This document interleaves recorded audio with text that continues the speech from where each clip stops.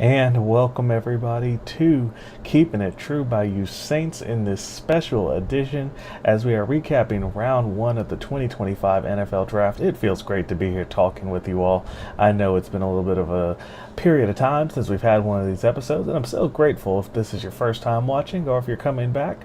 Thank you for watching as we get into what was a very interesting night one of the draft. This is going to be primarily a focus on what has happened and what we're hopefully or not hopefully going to see going into day two. We'll do a later show where we recap the whole draft selection process with both the picks and the unrestricted free agents that ended up showing up, undrafted free agents that end up showing up to the facility, as you'll have rookie minicamp coming up in just a few short weeks here. So let's get into it. Tonight, the Saints, maybe to many people's guesses, were a bit surprising, as they did not take that quarterback that we all thought, seeing the Derek Carr news a week ago, could have brought upon this franchise. A situation to where the person who you had just extended, who you had just committed millions of dollars to, decides that the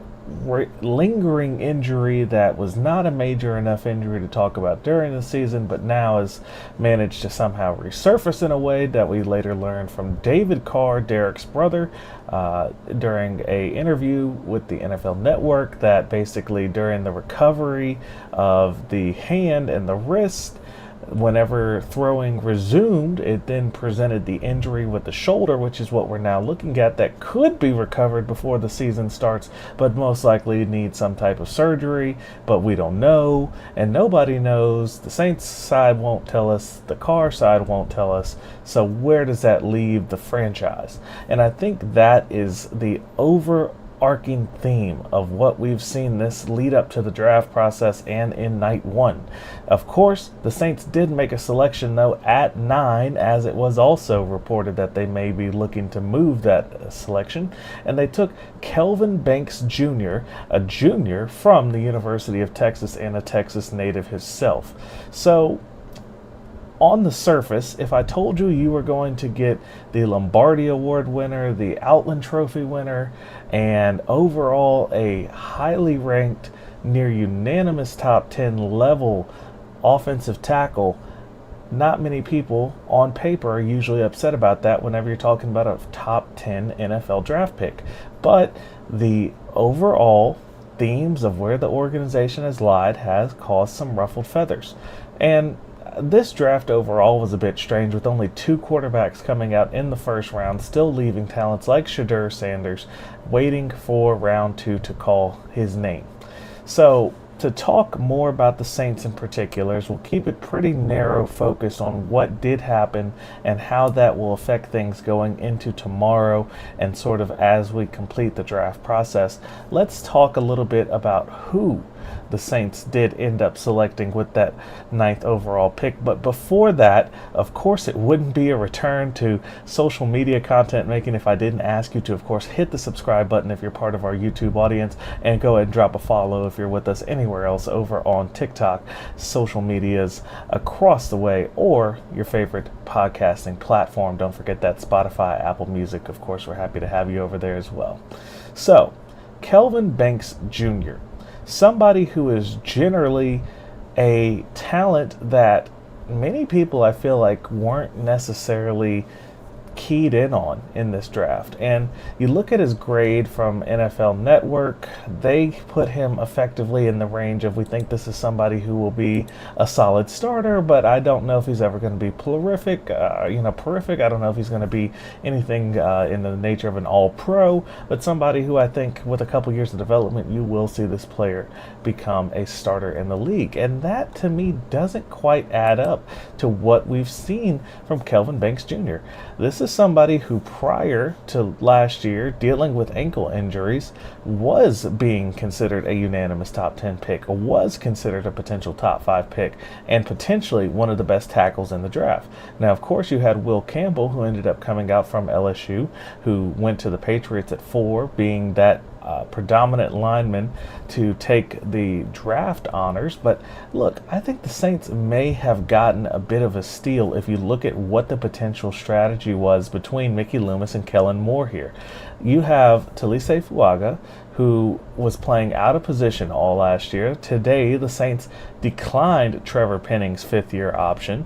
So that tells me that the other talents that you have on this offensive line, including Cesar Ruiz, Eric McCoy, and whatever rotating cast of backups you may put out there, based on last year's performance that you've had not only exclusively last year, but the previous years of having injured starting quarterbacks fleeing for their lives. We definitely saw a lot of Spencer Rattler running all over the place last year.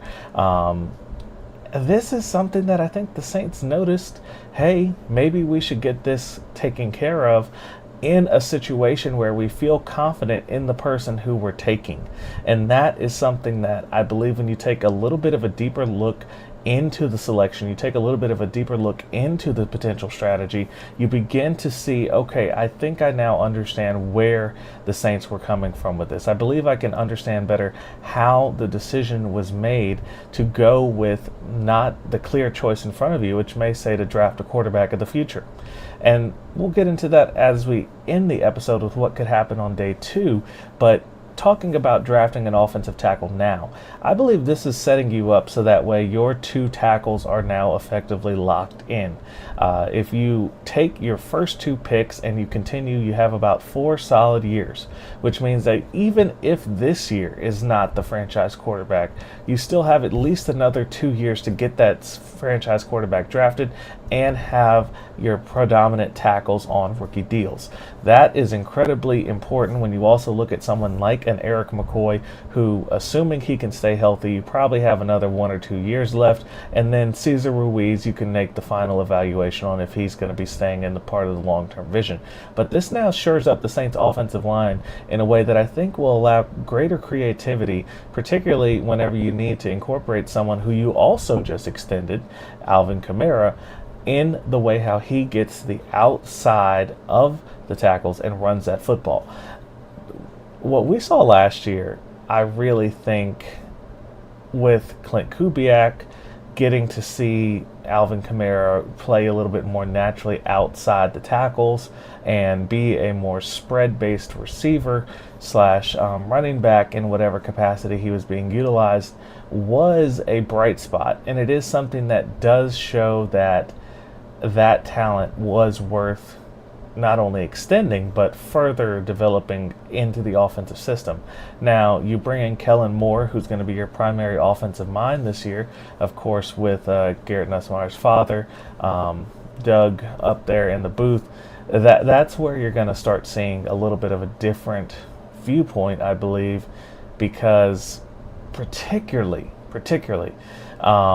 incorporating some of those aspects you've been seeing from the Philly type system over the years, those are going to be things that are going to be relatively pivotal in how this offense gets going. So if you choose not to get a quarterback, and I'm hinting at what I might be saying later, if you choose not to get the quarterback this year, you can rest assured that even if it is Spencer Rattler out there playing, even if it is Jake Haener for that matter, or maybe you sign someone like a Carson Wentz for a year, assuming Derek Carr's out all year, it is going to be a little bit easier on them, and you're able to protect the position of your quarterback a little bit easier, and also protect the asset, which is Alvin Kamara, what is predominantly going to be the feature back for at least 2 more years. And particularly also re-signing Chris Olave, we need Chris Olave to get some balls that are put on spot, on point, on time, so that way you don't have somebody who's dealing with now multiple concussions over multiple years. That's something that can end a career relatively quickly. We have to be extremely careful as a franchise mind, as a fan base, to be encouraging things that keep your number 1 receiver on the field. You gotta honestly have that look and say, okay, that is a proven asset. We have other proven assets. Protect those proven assets. Now, as we transition here, as we move on to the second part of this particular short recap episode, and I thank you all for listening so far if you're still here with me, we look at what's to come. The Saints have 3 picks on day 2. They have 40, 71, and 93. Now, that to me says that's enough if you want to move up, if you want to go get somebody. But let's not get too confident here, because in reality, you take a look at the way how it shakes out. You have 2 Cleveland picks right there off the jump to start round 2. So more than likely, they're taking a quarterback of their choice. May that be Shedeur Sanders, may that be Tyler Shough, who knows. This is a situation where you may not be putting yourself in position to go get somebody who really matters. And I think Saints fans, and when I say matters, I'm referring to being the long-term prodigy, if you will. I think that's something Saints fans need to understand here. If this particular regime, Kellen Moore, and hopefully with the full consent and forward discussion from Mickey Loomis and Jeff Ireland to say, hey, these next year, 2 years, don't worry about getting the W's on the column. Let's focus on getting the team put in a way that can complement your Super Bowl winning strategies. If that's the case, Saints fans, I think it's going to be incredibly important that we come to terms that, hey, this team is not needing to draft a quarterback in these upcoming 3 picks. Now, I think it has to kind of happen at some point in this draft just to put some depth out there. If you do lose Derek Carr for the rest of the year, having 2 quarterbacks primarily that are on what we would call friendly deals is not going to cut it, really. With the particularly injury scenarios we've seen already, I would want the Saints to then bring in either a quality quarterback, maybe a little bit higher drafted than somewhere like we saw Spencer Rattler last year, which then I believe that changes your entire outlook on who we're talking about drafting. I no longer believe that you're talking about something along the lines of Shedeur Sanders or Tyler Shough. I think you're then getting into a much different situation where you can see some other people that the Saints have had private workouts and private interviews with. You're talking people like Quinn Ewers, you're talking people along the lines of Riley Leonard's, and even a Jalen Milroe. Now, personally, I think Jalen Milroe is somebody who a lot of fans will want to have a shot to become the guy, but hey, that's my personal opinion. I don't know if he's the guy, but I never want to completely write somebody off until they have the chance to work with NFL grade coaching, NFL grade development, and see what becomes of them, because you never know when you go get somebody, even if it's 3rd round, 4th round, hey, even all the way to Brock Purdy being at the end of a draft, you can see a good college quarterback become a above average NFL quarterback in rare scenarios. And those sometimes don't necessarily present themselves until you have the right coaching staff working with the right players. So I'm not writing that off. But what I do think you'll see tomorrow, referring to, again, day 2 of the draft, the Saints have a little bit of bigger fish to fry, if we're being quite honest. Something that I think is the theme of this particular just sort of carrying out of a draft. A lot of Saints fans maybe put all their eggs in the basket of, we're going to go get one of the top 2 quarterbacks in the draft, then we're going to go get somebody who's going to help him do what he needs to do. I don't know if that's the strategy based on the card that is in play. Look, Mickey Loomis in his top pick has used 16 linemen, 16, be it offense or defense, throughout his time as a GM since 2002. I do not know if he necessarily values those type of prolific players as some people do on the fan base. Again, the Saints have only ever drafted 1 singular, and that was, of course, Archie Manning, 1st-round quarterback. That's not really a position that this team, no matter the administration, no matter the leadership, and no matter the focus, has ever put their eggs in that basket. And hey, maybe that's the thing that changes and gets you a couple more Super Bowls. You know, you look at where most of the league's top talent comes from. It's not coming from the 5th round. It's not coming from the 6th round or the 4th round. It's coming from getting one of the top players in the draft. So, you succeeded in that today. You got one of the top 4 offensive linemen in this draft, particularly offensive tackles, which can allow last year's pick of an offensive tackle to move to his natural position on the right side, therefore getting you 2 correctly placed natural offensive tackles. Can they stay there is the important question, or will they have to migrate to guard at some point? I feel pretty confident in last year's selection. This year's selection, time will tell, and particularly if those injuries don't catch up to him. But hey, you're losing someone like a Ryan Ramczyk, who we thought had another 5+ years, but unfortunately the injury sidelined his career, and now he's officially retired. If this is a pick to replace a Ryan Ramczyk and to get yourself back in a place where your quarterback is safe and can at least try to do amazing things, that's an overall win for me. Now, to move on to day 2. Again, 3 picks in place.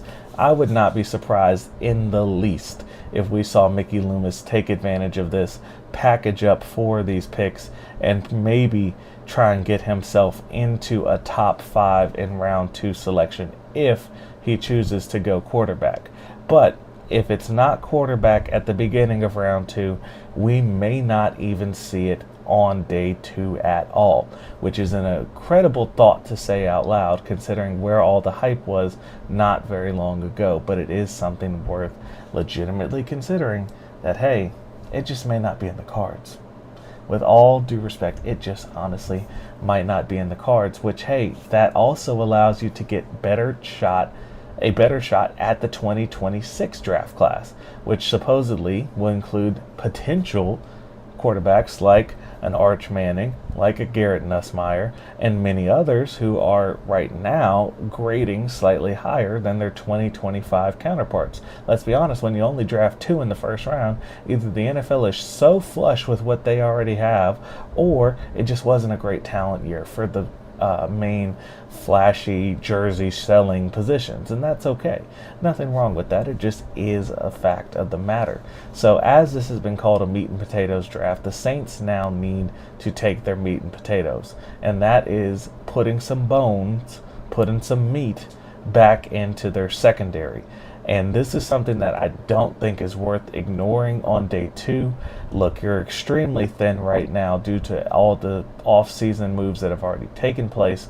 Now would be a great time to go get one of your top corners or safeties. I'm good with either. Preferably, I think a good project corner that will be able to develop and grow with this franchise is exactly something that would set up the Kellen Moore era for a bit more of a stable growth pattern. Now, who is that going to be? You have a lot of people still remaining on this board in the secondary that are certainly worthy draft picks. If that's someone like a Will Johnson, a Trey Amos, you can even take a look in the safety side and say, okay, do I want to go get a Kevin Winston Jr.?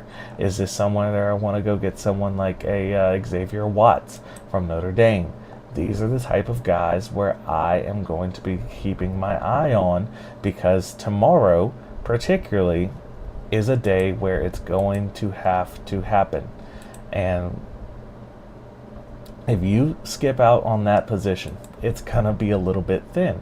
Now, I also would not put it past Mickey Loomis again. Remember, the man likes to make sure that his line is secure. We've seen it over and over again. You might go see somebody go for one of the existing edges that are out there. If that is someone like Jordan Birch from Oregon, I think is someone who could realistically see. You could also see a linebacker sneak in there, believe it or not. I don't know if it'll be today. I think that's realistically around day 3 type of selection, but it's something to keep your eye out on. And on the offensive side, look, I think it's either quarterback or you're going some type of receiving target. Will a new receiving target help someone like a Spencer Rattler if he ends up having to be day 1 starter? I don't really think it'll make a major difference, but it might buy you a little bit of time, again, not injuring wide receiver 1 and wide receiver 2 like we saw last year, where the Saints then had extremely thin pickings to go and get their guys. Now look, you re-signed Juwan Johnson, you have Foster Moreau back there, but hey, this might be a situation where you have to honestly say, I see someone like Mason Taylor available, I'm going to maybe take them in that position and know that I have somebody who could be a future wide receiver one, if not a tight end one. And Juwan Johnson, for what it is, great guy, good situationally, but in many cases, kind of borderline tight end one, tight end two. Foster Moreau, career tight end two, has a job, knows how to do it. Has had some ups in the city, has had some downs in the city. We think certainly about that game against the Jaguars where things could have been just a little bit differently, but it all played out, I believe, in a way that Saints fans are pretty content with, particularly moving past the Dennis Allen era. Again, you have so much talent sitting there. Luther Burden, Trey Harris. You could even see a Louisiana connection if you really want to. Someone like a Jack Besh, I could see easily being with that third round selection there sitting at pick 93. But you got your guy today. A guy that you believe will allow you to be able to build an offense with time. Again, Saints fans, it is pretty critical to see this team, no matter how they drafted tonight, were not going to be improving to a position to where they were going to contend anytime soon. If you want to go put $10 at your favorite sports book of choice, assuming you are of legal age in the right jurisdiction, you're going to make $2,000 on a $10 bet. It's just that out of hand, to where the Saints are not in any position to compete legitimately. Now, you look at that on the same card and you say, hey, they're only plus 1,000 to get the NFC South title. And to that, honestly, not that far off. You are still in a weak division, despite the fact that you're that far back from winning a championship. You could see this team put a couple pieces together and fight for a playoff spot. But I don't know if, again, this team takes major jumps picking between, say, 11 and 18. It's really not going to be where it is. So I think having that perspective to say, hey, tonight was something that a lot of people didn't see, but I think this is a talent that can grow. And if next year you're picking at 9 or better, that may not be in the long run a terrible thing. And it's always weird to say, oh, so you want to see the Saints lose a lot. You want to see the Saints not be competitive. Not necessarily. But I don't think being a mediocre franchise who has a ceiling of 10-7 compared to a floor that, okay, the floor is only 5-12, so that means that we're somehow better than the teams that go 2-15 or 1-16. You're not. You're really not at the end of the day. You both don't make the playoffs and you don't get as good selections. There is no lottery in the NFL to come and save you if you have a mediocre season. You're just going to be tremendously digging yourself a deeper hole. You need to make that transition one way or another. I don't see it happening by trade or by free agency at this time. So with that, the Saints really have one choice, and that's what we're going to see tomorrow. But before we end this, again, I thank you if this is your first time watching or if you've come back after the hiatus. I appreciate it. I appreciate having all of you here, and we'll again be covering everything as it comes out once the draft concludes, all the undrafted free agents and day 2 and 3 recaps, of course, to see where the strategy lies as we go into year 1 with Kellen Moore. But again, hit the subscribe button if you're part of the YouTube contingency. Hit the follow wherever else you are, and wherever you have a like button, it's of course imperative to hit that. Hit the algorithm a little bit for us so that way they know that you enjoy watching the content. So with further ado, the Saints make a strong selection that isn't going to get a lot of flash from the casual audience, and that's okay. And we'll certainly be here to see what happens on day 2 and 3 of the draft and get you a full recap as soon as it's over. My name was Donald. Thank you again all for watching. Don't forget to subscribe and follow wherever you're watching and make the best out of it. You, of course, are always welcome here on True Bayou Sports Media. Thanks, everybody. This has been a True by You Media production. This show is for entertainment purposes only and does not render legal or financial advice. Remember to bet responsibly. Distribution of this podcast is prohibited without the express written consent of True by You Media or its subsidiaries. Thanks for being true by us. We can't wait until next time we keep it true by you.